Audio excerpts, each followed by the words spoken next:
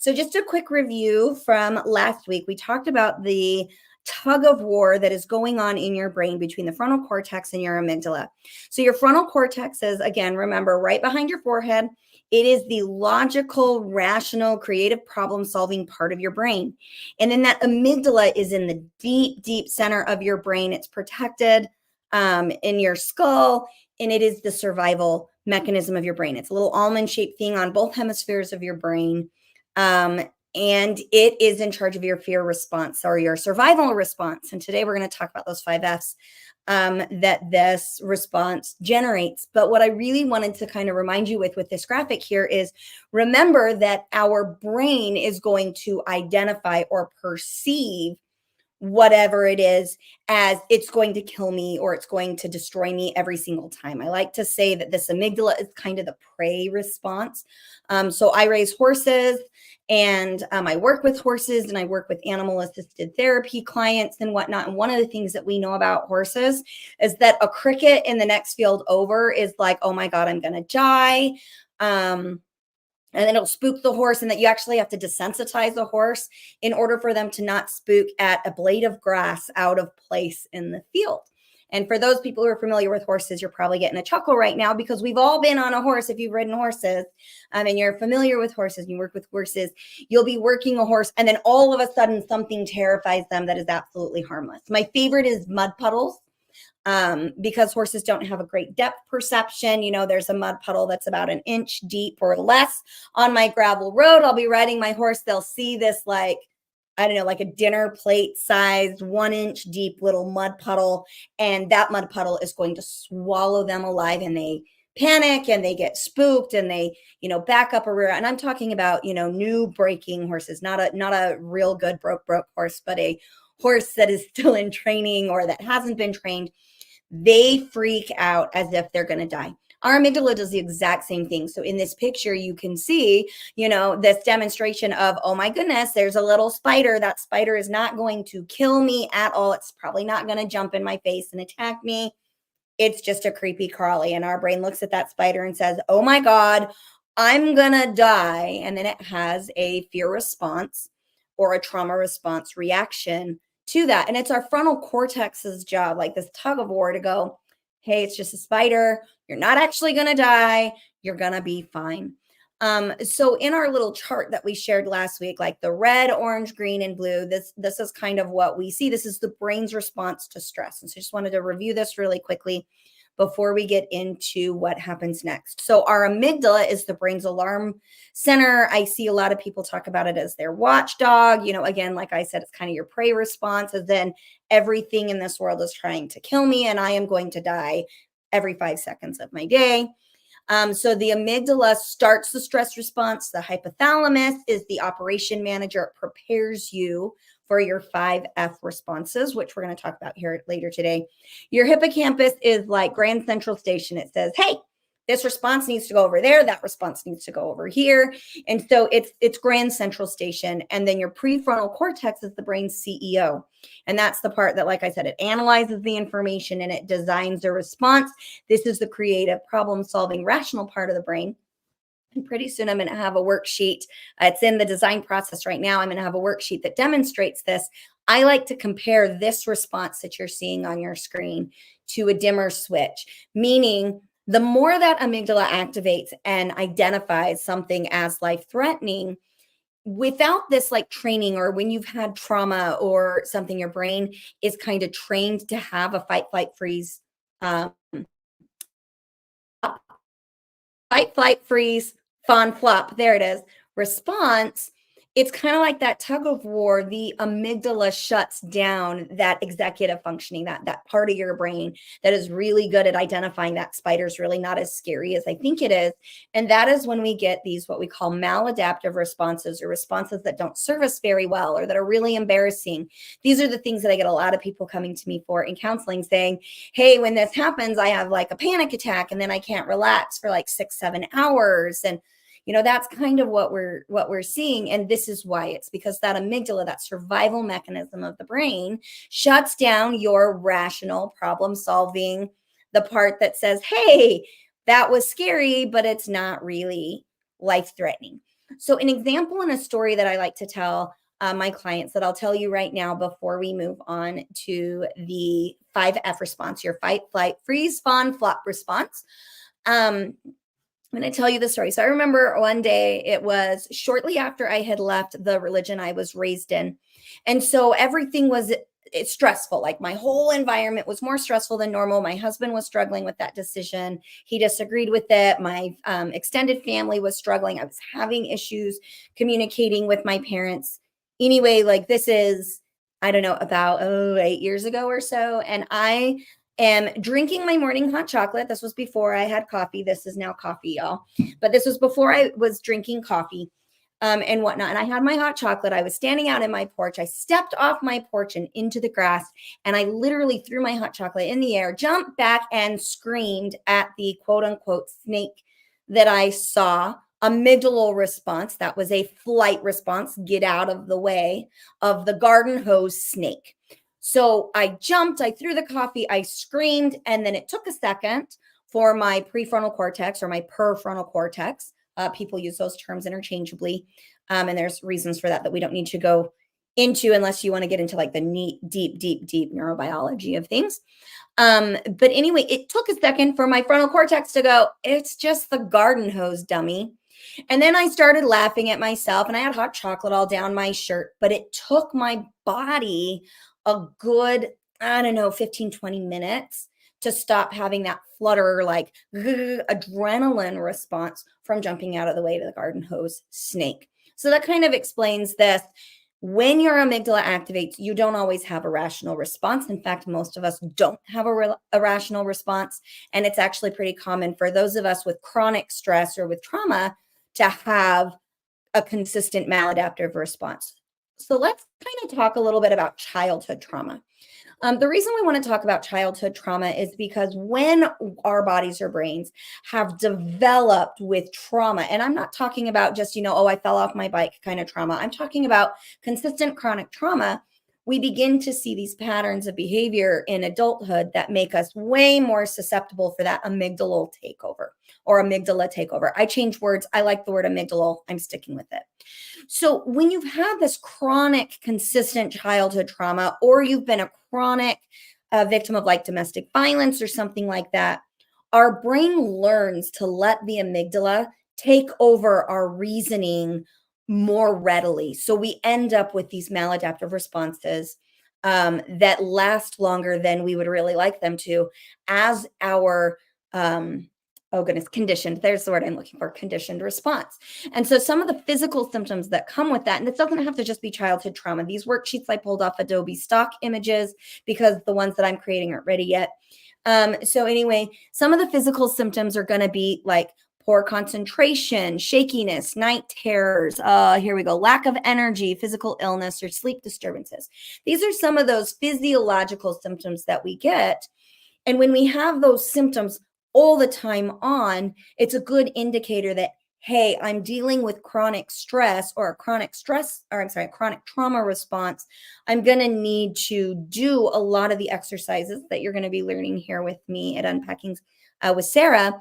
We're going to do these when I'm not in a sheer panic because my body needs practice at re-regulating itself. So some of those, you're going to have those physiological signs.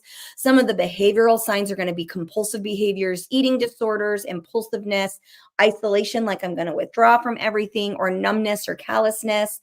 Emotional, you're going to see like chronic anger, unresponsiveness, chronic anxiety, emotional outbursts or severe significant mood swings. Lots of depression or lots of panic attacks. If you're struggling with these on a regular basis, so I'm going to say you're experiencing these types of things chronically, meaning I'm going to say, 3 to 5 times a week or more, you probably need to start working on how to reduce the stressors in your life. And I'm not talking about taking something off your plate, okay? I got 9 kids. I understand that I can't change my environment to be less stressful in the way that doctors or other therapists are trying to get me to do. It just doesn't work for me because I can't get rid of a kid or I can't stop doing the dishes. And I've got kiddos that have special needs like autism and whatnot. I can't just turn off their autism so that my life is less stressful. So we're going to be teaching you some other things that you can do to help metabolize those stressors or manage those stress responses in a way that reduces that chronic stress for you. And like I said, today's educational. So next week, we're going to start really digging into the now what or the what you can do. And so starting next week, you're going to have a little bit of education and more of the application piece. So we really want to get to these. What are the 5F responses? And let's understand those. Now, I want to say right now, I did not create this worksheet. This came off of Adobe stock images. And I agree with most everything on here except the responses under fight. So let's go ahead and start with that. So our 5Fs that we experience during a stress response or during a panic attack or from chronic trauma, when that amygdala takes over and identifies this is life threatening, we have one of these 5 responses. Now, they say trauma responses. I prefer to say stress responses because these can come whether you've been traumatized or whether you haven't been traumatized. Okay. So we're going to call these stress responses. I'm going to just change this whole worksheet that I'm showing you. So look at this with caution tape. Under fight, they've got narcissists, bullies, and rages. And I completely disagree with that. I'm a fighter. And what I would put under here, when I have a stress response, I'm going to fight back with my words. I'm going to get sarcastic. I'm going to, in my head, even if I don't say anything, in my head, I'm going to have this ticker tape of all the things I'm going to say, but I'm not because I've learned that those things aren't helpful. That doesn't make me a narcissist. Okay. It doesn't make me a bully. Yes, you can have rages. Yes, you can be a bully, but those narcissistic tendencies when you're in that acute stress response is a survival instinct. It's self-preservation. I'm going to start using my words in a way that pushes the threat away from me. That doesn't make me a narcissist. And I'm going to say that in today's world, we overuse the word narcissist. We overuse the word narcissistic personality disorder. It is not as common as we think it is. It's really trendy right now. And so really what I would talk about here is that you're going to see assertiveness. You're going to see some aggressiveness. Are you going to see some bullying? Yes, absolutely. I would put that you're going to see sarcasm. You're going to see any type of fight response, whether that be with my words or with my mouth or in my own thoughts where the brain is just, that's going to be your fight response. Now, keep in mind, all of these responses you can do out loud so they're observable by other people. You can also do them inside your own head so that they're really not as observable to other people. We're just going to go around the list clockwise here. So from the fight, we're now going to talk about flop.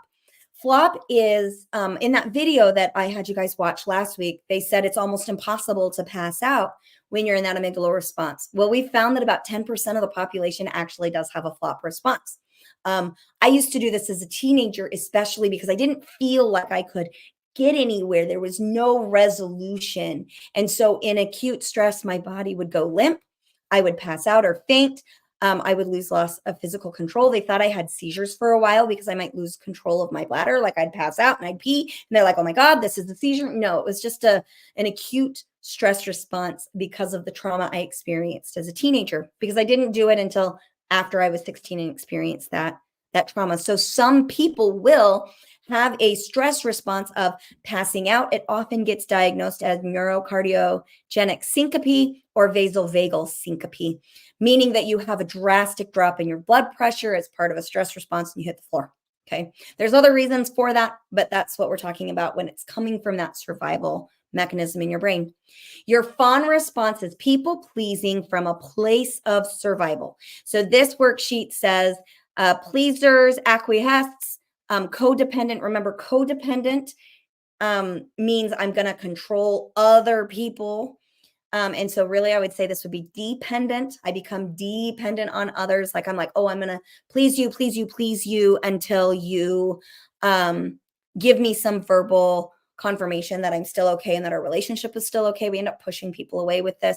So I would say not codependent. Codependent is where we try and control everybody else so that our environment feels better. Whereas when you're in fawn response, you're dependent. And we see that by I'm going to get you gifts. I'm going to give you compliments and all of these things from a survival place. You silence and repress yourself. That is absolutely true in fawning. The example I like to give here for fawning is that My Monday morning staff meeting, I'm bringing coffee and donuts to say, thanks, guys. We had a great week. You did amazing. That is people pleasing from a place of I'm grateful. It's not a maladaptive behavior. It's the way that I'm expressing love and appreciation to my staff versus I'm bringing coffee and donuts to my Monday morning staff meeting because my office manager is a royal bitch until she gets her caffeine and her sugar fix in the morning. And I don't want her to snap the heads off of all of my other employees. Now I'm people pleasing from a survival response. As a reminder, none of these responses are good or bad. They're informative. So if you're like, oh, I always go into fight mode and that's bad, I'm bad, we don't want to use that language. We want to say, I always go into a fight response and it's not serving me very well. What can I do differently about this? We want to stay in that curious brain space. All right, as we come up, our next one is freeze. This is where we dissociate, we shut down. You might see people like they're standing there, they're with you, but they're in their eyes, they're just gone. I've got my 8-year-old son does this. Like I'm talking to a brick wall. He is not in his head anymore. They just have that shutdown. Freeze is usually followed very quickly by flight or fight. And oftentimes, what you're going to see is that immediate freeze and then the flight, which is distracted, preoccupy. They've again labeled like addicts, overeats, and stays busy. Maybe, maybe not.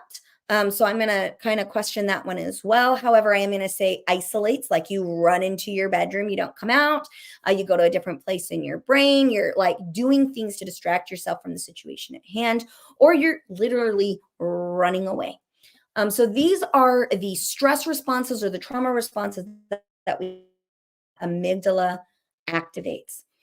We're going to really start to engage, like I said, with what do I do about it when I recognize that I am in this. We're also going to talk next week about what do I do about it when I normally go into these responses before I have this response, because that's really important. We can't, especially if this is a conditioned response, I'm not going to expect you to respond to this response in real time because you're just not going to be able to be successful at that. Rather, I'm going to give you exercises to do in the days and weeks before you have this response so you can learn how to soothe your body and calm that down. And that's going to be what we start talking about next week. Thanks so much for joining us. It has been a pleasure to be here today. As always, if you have any questions, feel free to email me at daisygirlcommunications@gmail.com. Visit our website at daisygirlcommunications.com. And if you are in a mental health crisis, please, by all means, reach out by calling or dialing 988. I've done it. It's amazing. We love you. You're needed. So please, if you're in crisis and you're having a hard time believing that about yourself, call or text 988. Thanks so much. We'll see you next week. Bye.